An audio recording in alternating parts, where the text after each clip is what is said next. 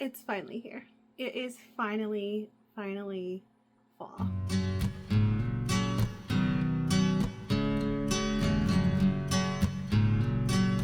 Hey friends, welcome back to Pages and Grace. My name is Jess. Thank you so much for being here today. Today I want to talk about my answers for the Finally Fall book tag. So I am in the fall mood. It has finally turned a little bit cooler. Well, our air conditioner just kicked on. But the last few days have been gloomy and rainy. We needed the rain so much. But it's definitely got me in the fall mood. And guess what? It's really fall now. So I'm going to answer these questions. I think there's 10 questions. I've seen this go around through several years. I think it's a very old tag. But I will see if I can find the original creator and link them below. But there are 10 questions, all to get you in that fall mood. So grab a cup of coffee or whatever you want to drink, and let's get into these questions. The first question is, in the fall, the air is crisp and clear. Name a book that has a vivid setting. And while this isn't necessarily a fall setting, it is a very vivid setting of a book for me, and that was Chaos Grid by Lindsay Llewellyn. So this is a futuristic science fiction, YA science fiction, with Juniper, who is in futuristic Texas, where the cities are all encompassed by domes due to the ability to control the environment and keep things alive. She ends up on the run at the beginning of the book.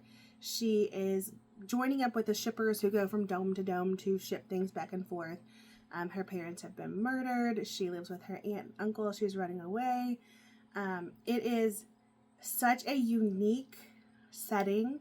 I visited Texas. I haven't spent a ton of time in Texas, but I am familiar with the general climate of Texas, and in a situation like this with the weather out of control, I can just imagine that setting.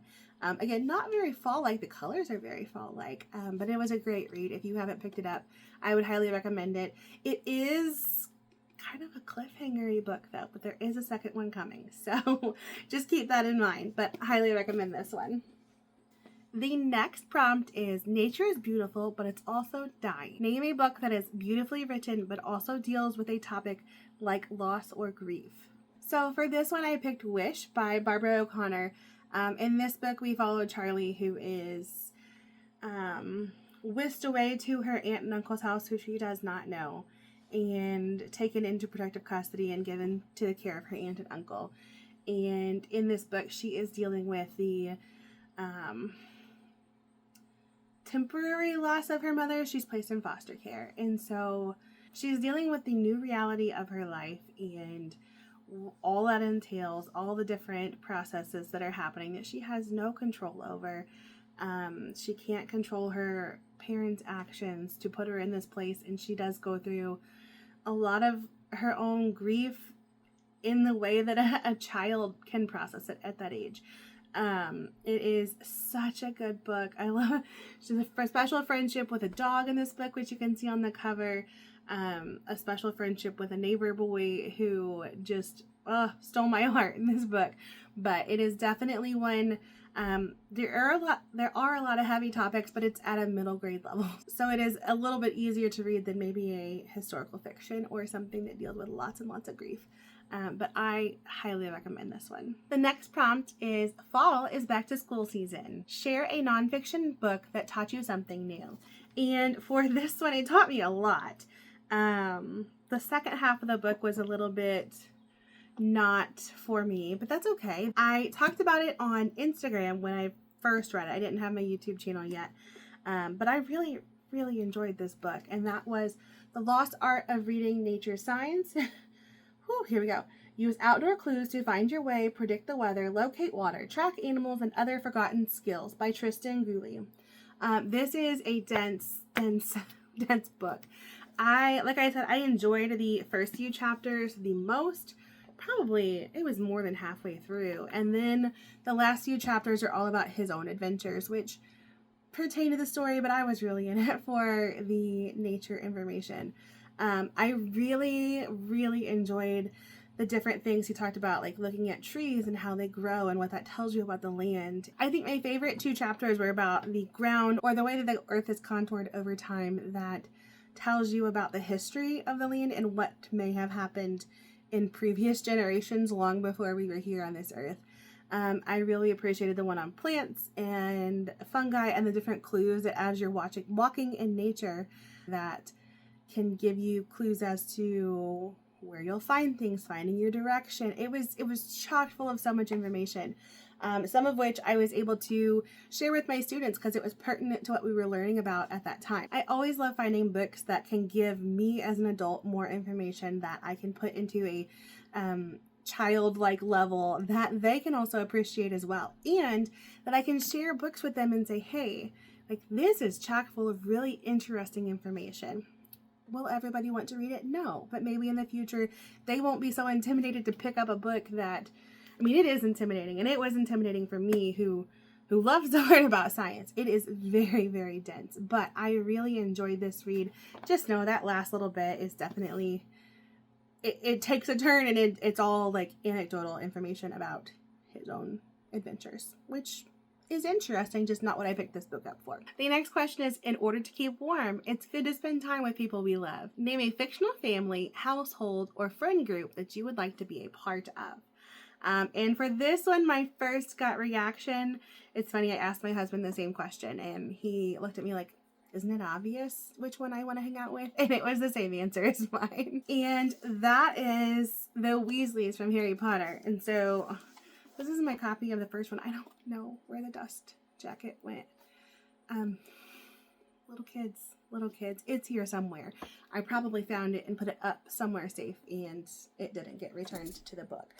So I'm going to hold up the Chamber of Secrets, because this one actually is where we see more of the Weasley family and the dynamics between them. So the Weasleys, I think Mrs. Weasley is phenomenal. I love her as a character. And I think the family itself is just this loving, beautiful, flawed family who works together. Even if they don't have everything, they have each other, which is so sweet and so special. And I think they would be so much fun to hang out with. I would love to go visit their house. That just seems so cozy and whimsical, and I love all of the times that we spend in the Weasley family home. So the next question is, the colorful leaves are piling up on the ground. Show us a pile of fall covered spines. And this is pretty easy because of this series. I have them right here. I don't have all of the books. Actually, hold on, I'm reading one of them. It needs to get added. I'm in the middle of it, and I'm really, really enjoying it. It goes here. So, look at those spines together. They're just so cute.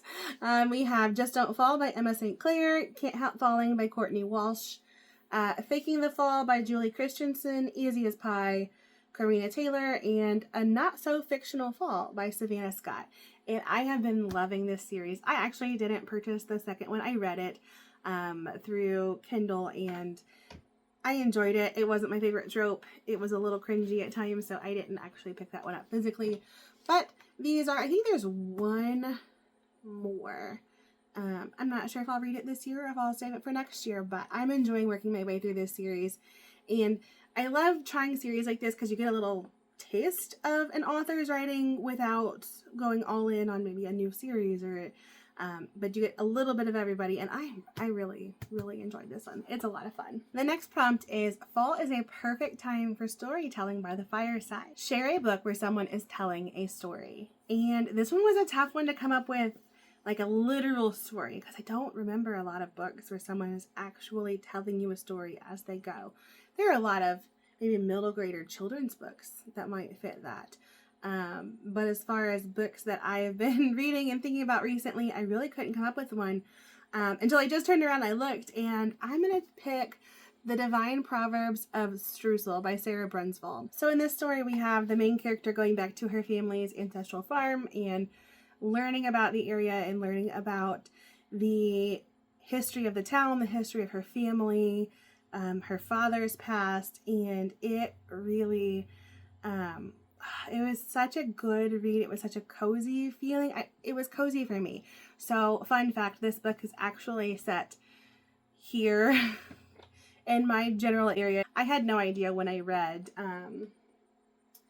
The Extraordinary Deaths of Mrs. Kipp. I love that book. Fantastic. Highly recommend. It's when I saw this book and I started reading it, and there was actually a library here local to me that was hosting her, and I was like, that's amazing. We live in small town, very small town, and we're inviting this author that I love to come talk. Absolutely, I'm going to go see. And it turns out we actually went to the same high school. I had no idea. And so as I was reading through, I could really see the different places, and we have a lot of German heritage in this area. I have German heritage, and some of the recipes and stories were just so sweet and sentimental that I loved it. And the faith in this book was so good. It was so good. But if you love The Extraordinary Deaths of Mrs. Kipp, go into this one knowing that it is going to be different. It's not the same style of book almost. It's still Christian fiction, but it feels more small town, slow pace. Perfect for this time of year. But I highly recommend this book. I can't wait to read everything that she comes out with. And I got to have a nice conversation with her. She was super sweet. We got to talk about local things, which it was so much fun. So if you haven't picked this one up yet, I do recommend it. But just know going into it that it is a different type of story than Mrs. Kipp. The next prompt is The Nights Are Getting Darker. Share a dark, creepy read. And I do not read a lot of dark, creepy books. They are too intense for me. I have been trying to read a few more like thriller-ish, suspenseful books. And one author that I've come to love is Jamie Jo Wright.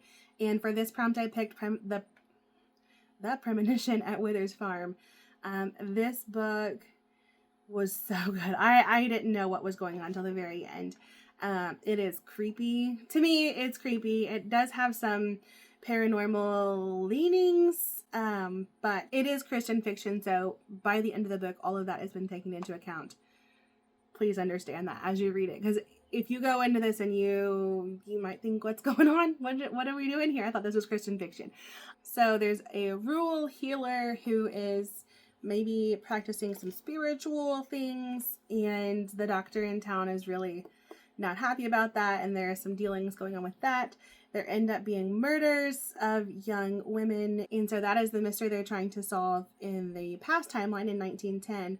And then present day, we have Molly Wozniak, who her and her husband just bought this farm, and they're working through getting it updated and going through making it their own. And some different things start happening. Please know that there is a lot of talk about grief with infertility and miscarriage. Yes, infertility and miscarriages. So if that's something that you steer clear from, maybe pick a different book than this one. I highly recommend Jamie Jo Wright, but I do understand if we were in the middle of our deepest grief over infertility, this would not have been a good book for me at that time. At this point, it is a little bit easier to get into, but I like to let people know in case that is something that you are dealing with in this time of life. Great book. I can't wait to pick up the next one by Jamie Jo Wright, The Specters in the Glass House. Yes, Specters in the Glass House. That one comes out in a few weeks here, and I can't wait to pick that one up. So the next prompt is The Days Are Getting Colder. Name a short, heartwarming read that can warm up somebody's day. And I really struggled to come up with this one. I think maybe middle grade I might be able to come up with something. But short and heartwarming, I mean, we could always go with a cozy romance, but I just already talked about the Sweater Weather series. That would fall into this category. Short and heartwarming. So I have heartwarming that I picked out, but it's not necessarily short. So I don't know. It's been a favorite of mine since I was a kid, and I absolutely love, this edition is beautiful, but Pride and Prejudice by Jane Austen. I love this book. I rewatched the movie many, many times as a kid, and into adulthood. I love this cover. I will link it below. I always link the books below in case you're interested, but this one specifically is beautiful. I love it. I also had this edition, which I also love. It is so cute. It is feels shorter. It's a much smaller book. But Pride and Prejudice is always one. And it kind of goes with the next one too, but this one I'm going to do for my cozy read. If I just want to sit and have a cozy day, this is the type of book that I would want to pick up. The next prompt is, fall returns every year. Name a book that you would like to return to soon, which I just had a video a few weeks ago about the fall books I want to read, rereads I want to read to get me in that cozy feeling, that nostalgia. I love nostalgic books in the fall time, the fall season. In one of them that I still have on my list to read, what did I reread? I read Authentically Izzy. Here. I read Authentically Izzy already and loved it, and I reread the first Harry Potter and absolutely loved it.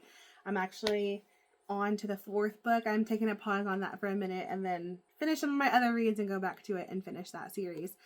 So that would definitely be a reread, the Harry Potter series. I'm in the middle of rereading, but Matilda by Roald Dahl. I loved this book as a kid. I checked it out from the library I don't know how many times. I eventually bought the book myself with my own money because I loved it so much.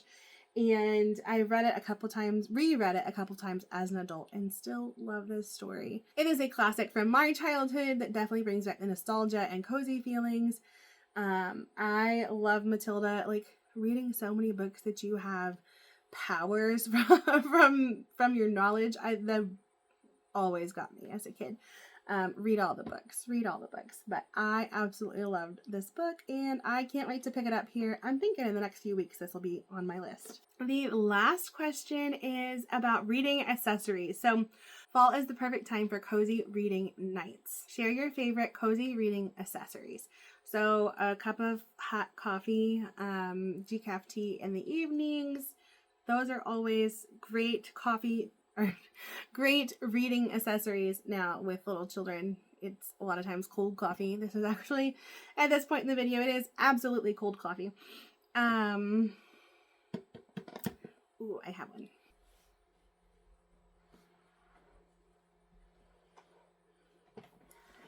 All right, I'm back. This blanket, oh my goodness, it is an oversized, extra large, like bigger than a king size blanket throw, and it was at the farm store. I was there getting chicken feed and they got me. This blanket, it is super thin but super soft, and I absolutely loved it. If I can find it online, I will link it for you. But it was at our local farm store, but I'm sure I can find it somewhere else too, that you can buy it online. But we've had many, I don't want to say fights over it because it's big enough to share. It's what it's made for.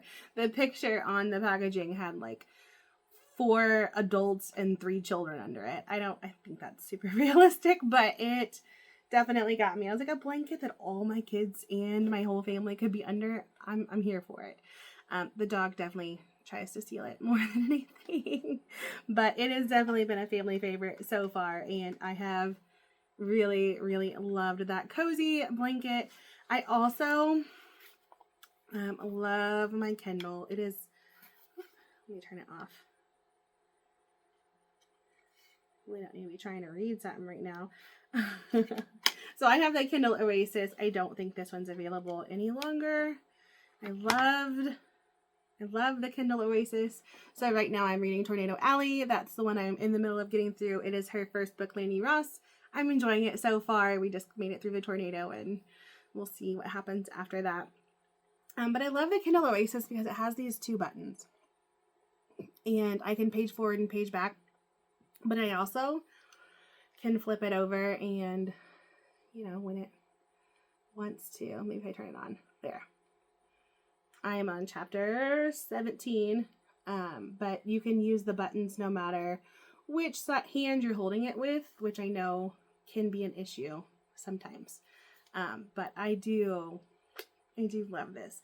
And when this dies, I don't know what I'm going to do, because I love having the forward and back buttons as I'm reading. So other accessories I use for a cozy reading time.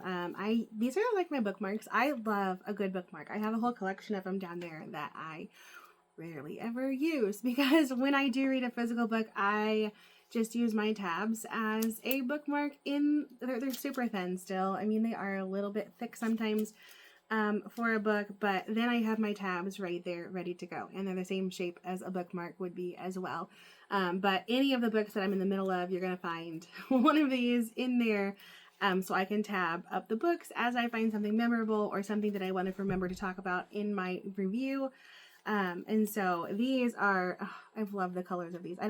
All the good ones are probably, all the best ones are probably in books right now, but I will link these below if you are looking for some good tabs with some super cute colors. Along that line as well, my highlighters, I have a slight obsession with, writing utensils. I think it's part of the teacher for a decade, and good writing utensils are important. But these highlighters, again, all of the prettiest colors are probably already somewhere next to a book. Oh, I know, there's two of them up here. Two of my favorites here. The blue and the green. But these are the Mr. Pen highlighters. They're Bible highlighters, and that's what I purchased them for, was to use them in my Bible. And I do, but I also use them in my books now. So as I go through, I love just the colors bring happiness. I don't have a lot of cozy fall colors. Maybe that one? No, but I know there are sets that are specifically fall colors, and I will try to link some below so you can check those out if you're interested. Let me put my highlighters as we get back and not fall into the hands of little children.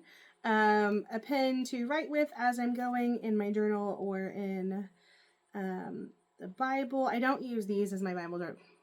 Anybody else a pen person? Because it comes a point where you're very, very, very particular about your pens, and I am at that point. But the Sharpie S-Gel pens have been my favorite recently. I do love a good flare pen though. They just run out so fast, and so they're my favorite for a little bit, and then they run out, and I don't want to go repurchase pens throughout the year. And so I've also tried out these Mr. Pen. They're supposed to be good for writing in your Bible, which I have some. They're good. I don't know as though they're too different from this, but I haven't really done a test comparison between the two. The other, I mean, I wouldn't call this a cozy reading accessory, but it is the time when I'm reading that I want to be the coziest, or I feel the coziest. It's first thing in the morning picking up my Bible. Sometimes I just listen to the podcast, and sometimes I listen while I read through physically with my eyes. But this is my Bible. It is a journaling Bible that I have all the tabs on. Lots and lots of space for writing in here. I love the feel of this Bible. There's the Bible if you're interested in which version I use. But it is a Catholic Bible, so it doesn't pertain to a lot of people. But if you are Catholic and you're looking for a good book, or a good Bible that is floppy and it's easy to write in, I do love this Bible. It has been a game changer for me. And the last thing is my journal. So this is the first year I've tried to keep a reading journal somewhat successfully. It is by Clever Fox. I have stickers over the front of it, but I think, yeah, there. I just got a Clever Fox notebook, dotted notebook. I do love these Clever Fox planners. I use the teacher planner. I don't have the teacher planner right here. Actually, I probably do. It's probably down there in that stack. But this is the everyday planner. I am not good at using a planner consistently. I was at school because plans needed to be made every day for many, many different classes. But as far as home, I am more of a digital planner. But for YouTube, I have found that this is a little bit more necessary to plan out my videos. So I have loved this planner, this feel of planner. I will link this one. Next year when I get one of these for my reading journal, I will definitely pick up the more leather feeling. This is more suede feeling, but it's super fake and it doesn't feel good. This is my sticker on the front of it, Grow Something Lovely. It's from Roots and Refuge. It's another YouTube channel who I absolutely love watching for gardening content. But I've really enjoyed using these planners and reading journals throughout the year. Okay. I think that's everything. Thank you so much if you made it this far in the video. I really appreciate you stopping by and spending some time with me today, and I will see you in the next video. Bye, guys.